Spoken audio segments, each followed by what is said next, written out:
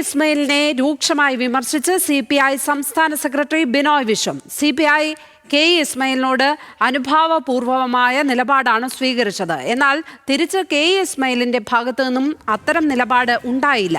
നിരന്തരം പാർട്ടിയെ പ്രതിസന്ധിയിലാക്കാനാണ് ഇസ്മയിൽ ശ്രമിച്ചതെന്നും ബിനോയ് വിശ്വം.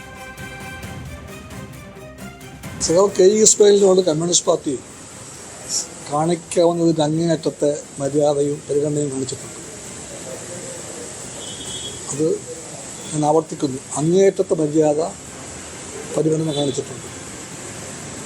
പക്ഷെ ആ മര്യാദ, അതിൻ്റെ അർത്ഥം മനസ്സിലാക്കാൻ സഖാവ് കെയ്ക്ക് കഴിയുന്നുണ്ടെന്ന് അദ്ദേഹം ചിന്തിക്കാൻ സമീപിക്കും.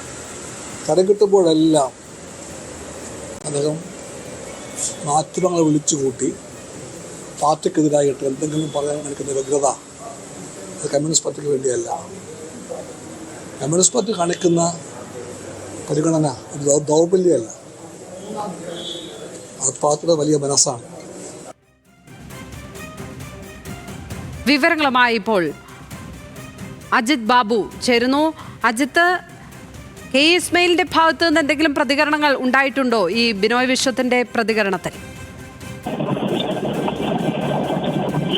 അല്പം മുമ്പാണ് ബിനോയ് വിശ്വം രൂക്ഷമായി കെ ഇസ്മയിലിനെതിരെ വിമർശനം ചെയ്തത്. ഇതിൽ വളരെ പ്രധാനപ്പെട്ട ഒരു കാര്യം നമുക്കറിയാം, CPIയുടെ പാലക്കാട് ജില്ലാ സമ്മേളനം നടക്കുന്ന സമയത്ത് ഈ കെ ഇസ്മയിലിനെ വിളിച്ചില്ല എന്നുള്ളത് കൊണ്ട് തന്നെ അദ്ദേഹം അതിനെതിരെ പരാതി പറഞ്ഞിരുന്നു.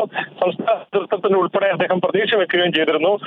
മാത്രമല്ല, അതിനുശേഷം ഈ സമ്മേളനം തുടങ്ങുന്ന സമയത്ത് താൻ ആയുർവേദ ചികിത്സയ്ക്ക് പോവുകയാണെന്ന് ഫേസ്ബുക്കിൽ പോസ്റ്റ് ഇടുകയും ഉൾപ്പെടെയുള്ള കാര്യങ്ങൾ ഉണ്ടായിരുന്നു.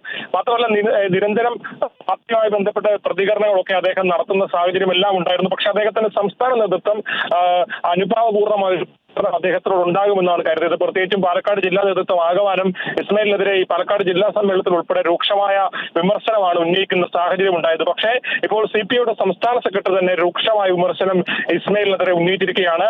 CPI ഇസ്മയിലിനോട് അനുഭാവപൂർണ്ണമായ നിലപാടാണ് സ്വീകരിച്ചത്. എന്നാൽ തിരിച്ച് കെ ഇസ്മയിലിന്റെ ഭാഗത്തു നിന്നും ആ സമീപനം ഉണ്ടായില്ല. ഓരോ ഘട്ടത്തിലും പാർട്ടിയെ പ്രതിസന്ധിയിലാക്കാനാണ് ഇസ്മയിൽ ശ്രമിച്ചത്. നിരന്തരം പാർട്ടിയെ മാധ്യമങ്ങളിലൂടെ അവഹേളിക്കുന്ന സാഹചര്യം ഉണ്ടായി. പാലക്കാട് ജില്ലയിൽ പാർട്ടിയെ കെട്ടിപ്പടുത്തത് താനാണ് എന്നാണ് കെ ഇസ്മയിൽ പറയുന്നത്.